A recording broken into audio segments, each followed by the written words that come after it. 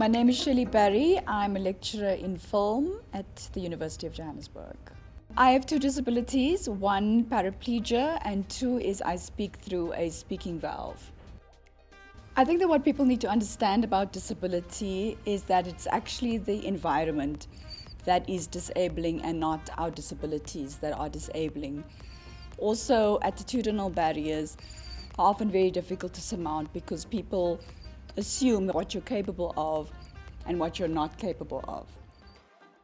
Dit is belangrijk om dat te maken met die oortreden. Hier aan de moeder praten toe dat die oortreden aan liep leer. Dat is ook belangrijk om niet op te achten.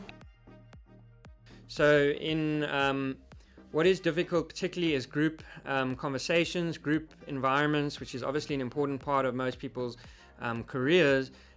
When you're having staff meetings or when you're running a class with my students, it is quite difficult to have a relatively fast-paced conversation.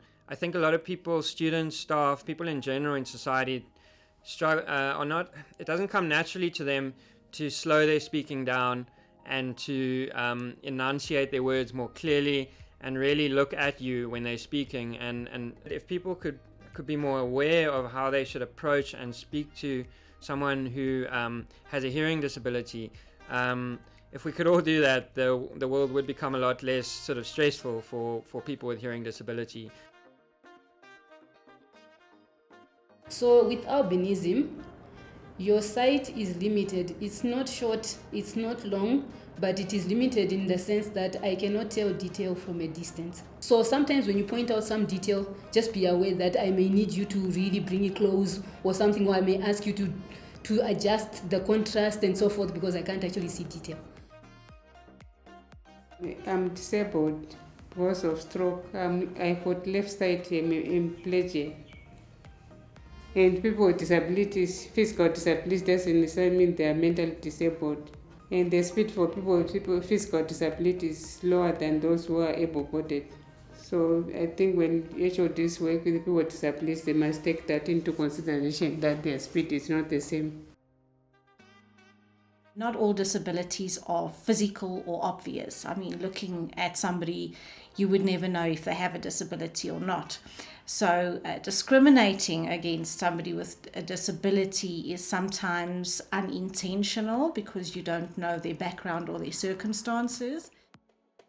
Like within my department, no one knows what to do when I would get an attack like now. So no one knows how to treat an epileptic person except for my manager. If my manager goes on leave today and I get a seizure, which means I'll end up dying within the office. Having epilepsy, you would never know that somebody's struggling to work on a computer for long periods of time, or have very low fatigue due to the fact that the medication that they take, might have an influence on the way that they need to work. So be humane, be respectful, just treat them like they are your everyday person. Don't assume, because you might think that you have met someone who is blind, for example, and therefore you know what they need, what their lives are like, what other people's lives are like that's blind, but you don't, because you only met one person. And just as other people, as all people differ from one another, so also disabled people are unique in their own right.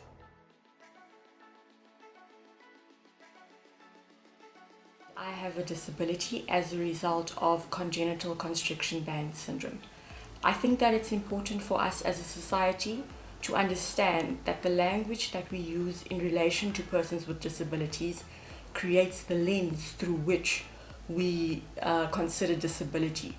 And it is important that we either ascertain from persons with disabilities how they want to be referred to, so whether you want to use the personhood approach first, so referring to a person as a person with a disability, or whether they want to use the impairment approach first, so where you would refer to us as a disabled person, and understanding the different terminology goes a long way in how we are perceived in society. Perhaps it would be suitable that they have some kind of training to make us aware of the kind of disabilities that are within the universities and what is expected of us, each of us, what is expected, what is not welcome, so that we can actually live together as a community of different abilities.